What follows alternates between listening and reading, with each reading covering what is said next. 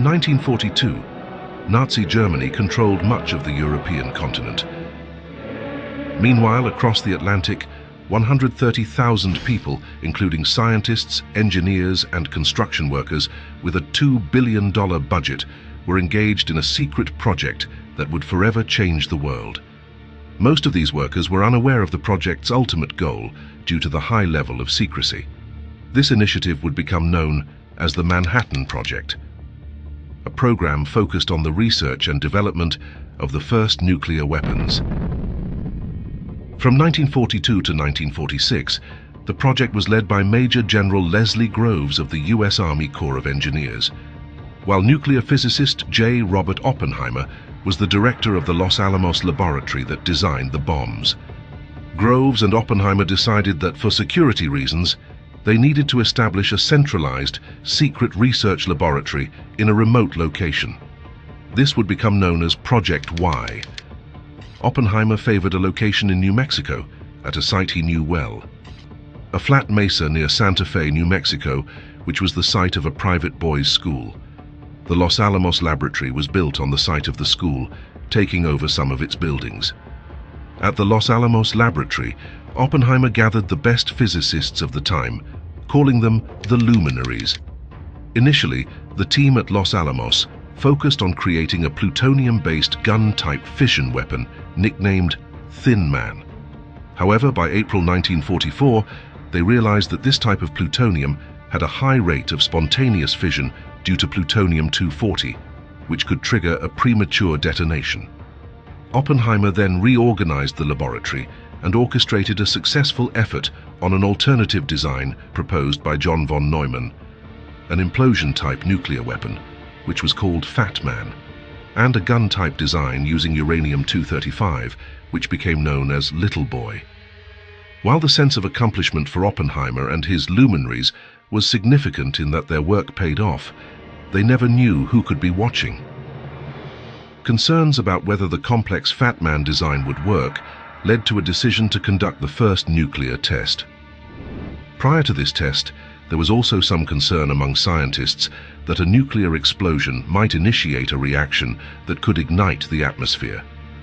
Based on the theoretical possibility that a nuclear explosion could generate temperatures high enough to cause a fusion reaction in nitrogen atoms in the atmosphere, leading to a catastrophic chain reaction. However, after detailed calculations and discussions, they concluded that such an outcome was extremely unlikely. So they went on with the test. The codename Trinity was assigned by Oppenheimer himself, who along with some 425 people were present on the weekend of the test. They were told to lie face down on the ground and wear black goggles to protect their eyes from the intense flash of the explosion.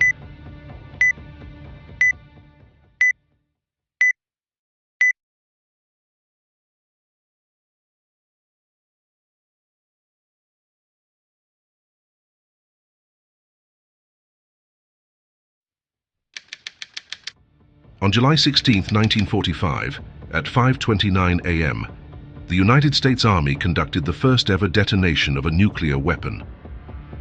The test was of an implosion-design plutonium bomb, nicknamed the Gadget. While watching the explosion, Oppenheimer remembered a line from the Bhagavad Gita, "Now I am become death, the destroyer of worlds." On the other side of the world, US President Harry Truman was at the Potsdam Conference in the Soviet occupation zone of Germany when he received the news through a coded message from Secretary of War Henry Stimson, informing him that the test had been successful, beyond expectations.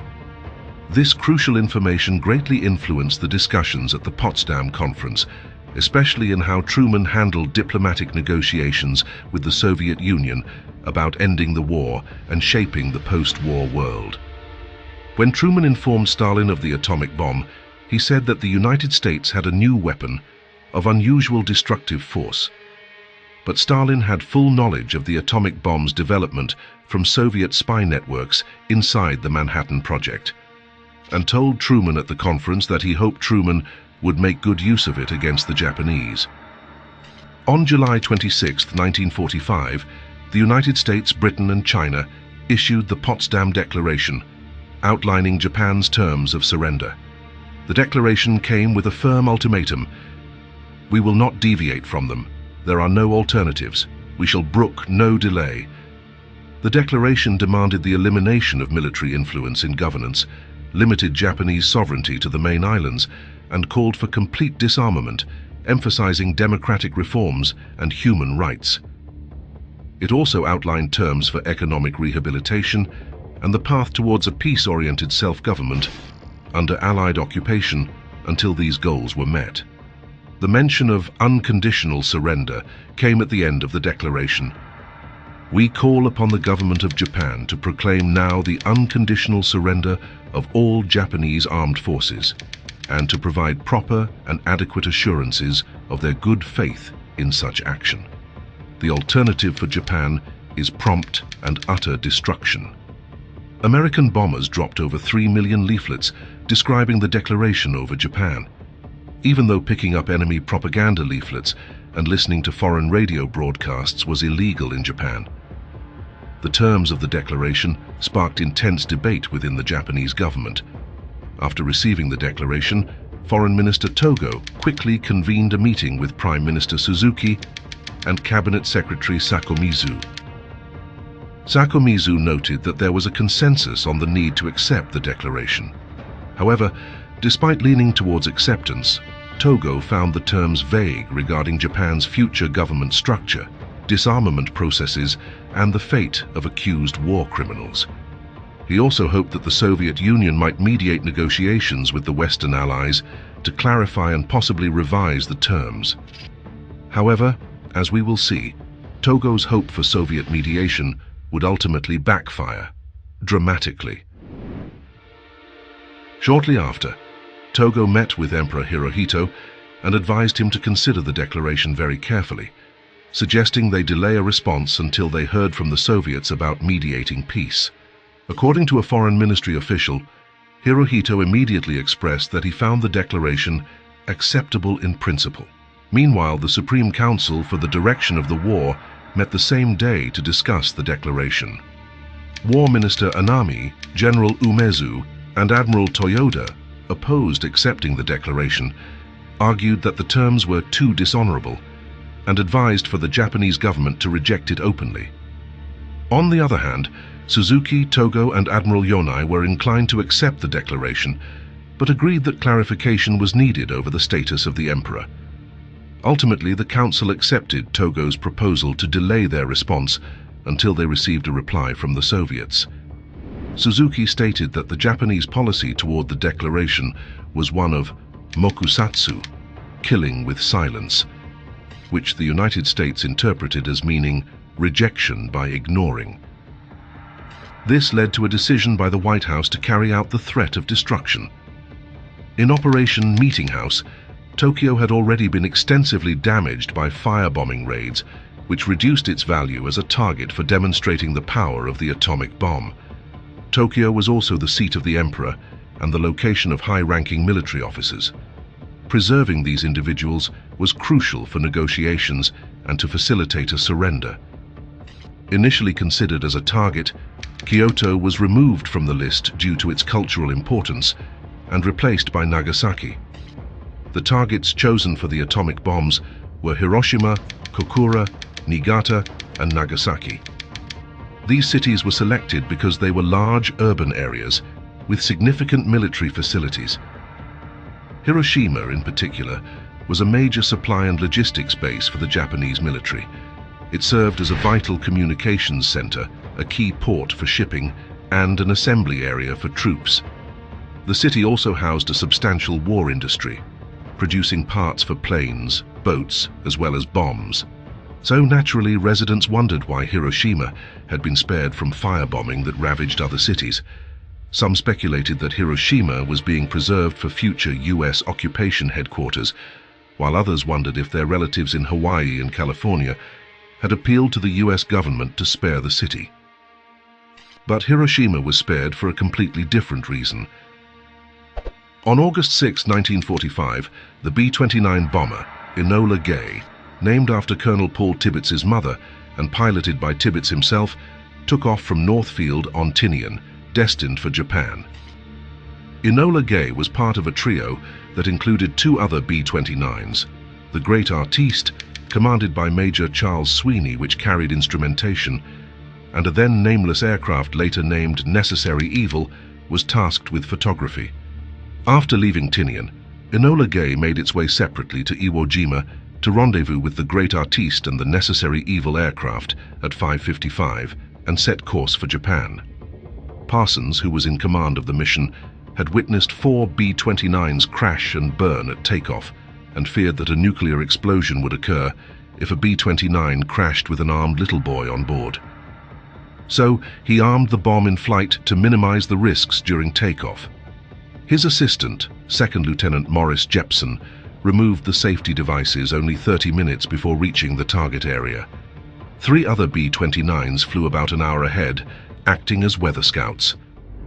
Enola Gay reached Hiroshima with clear skies at 8:09 local time, at which point Tibbets initiated the bomb run and handed control to his bombardier, Major Thomas Ferriby. At 8:15, Little Boy, which contained approximately 64 kilograms or 140 pounds of uranium-235, was released.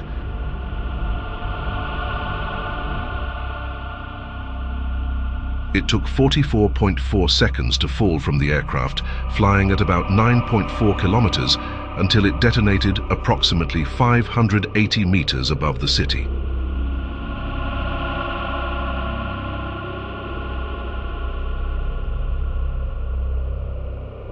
At the moment of detonation, the temperature within the fireball itself reached to over 1 million degrees Celsius, matching temperatures found at the sun's core. This intense heat is generated by the nuclear fission reaction within the bomb. The fireball expanded rapidly, reaching a diameter of 280 meters or 306 yards within just 1 second.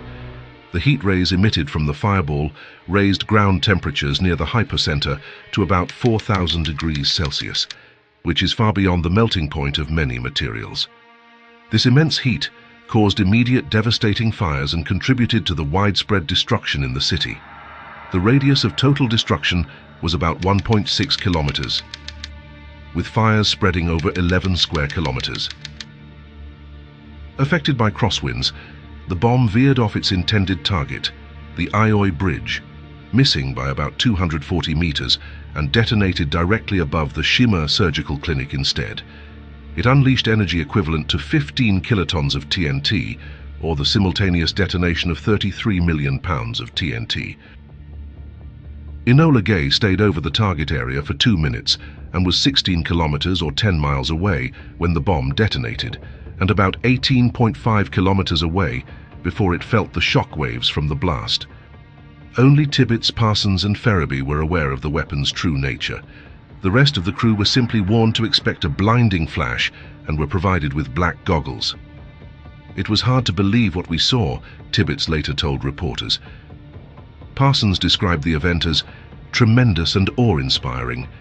The men aboard with me gasped, "My God." People on the ground reported a pika, a brilliant flash of light, followed by a don, a loud, booming sound. As survivors emerged from the ruins, they gradually realized that the entire city had been struck simultaneously. The Tokyo control operator of the Japan Broadcasting Corporation noticed that the Hiroshima station had gone off the air. He tried to re-establish the connection through another telephone line, but that also failed. About 20 minutes later, the Tokyo Railroad Telegraph Center realized that the main line telegraph had stopped working just north of Hiroshima. Unofficial reports of a massive explosion came from small railway stations within 16 kilometers or 10 miles of the city. All these reports were transmitted to the headquarters of the Imperial Japanese Army General Staff.